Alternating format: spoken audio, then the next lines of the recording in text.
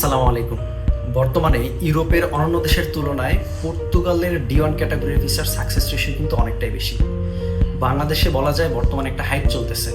এই হাইপের মধ্যে অনেকেই অনেক চমকপ্রদ কথায় প্রতারিত হচ্ছেন। 3 মাসে, 4 মাসে, 5 মাসে আপনাকে ভিসা দিয়ে দিচ্ছে, ফ্লাইট দিয়ে দিচ্ছে, গ্যারান্টি দিচ্ছে।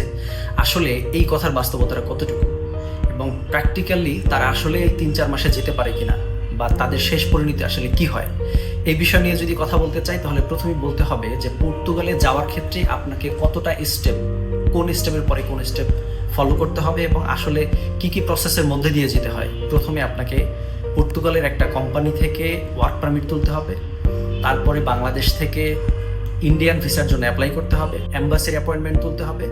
এম্বাসি ফেস করার পরে আপনাকে এনশিওর করা হবে আপনি কি ওখানে অ্যাপ্রুভ হয়েছেন নাকি রিজেকশন পেয়েছেন।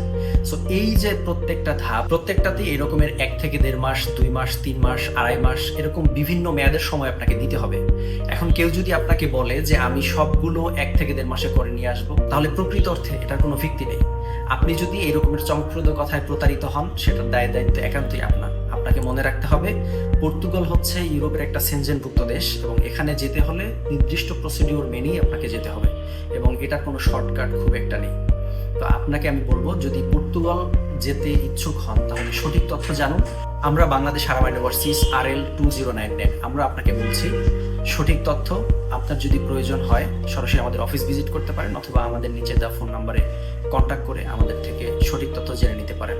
আমরা এই মুহূর্তে পর্তুগালের জন্য D1 ক্যাটাগরি ফাইল নিচ্ছি এবং আমাদের টাইম ডিউরেশন হচ্ছে 6 থেকে 8 মাস।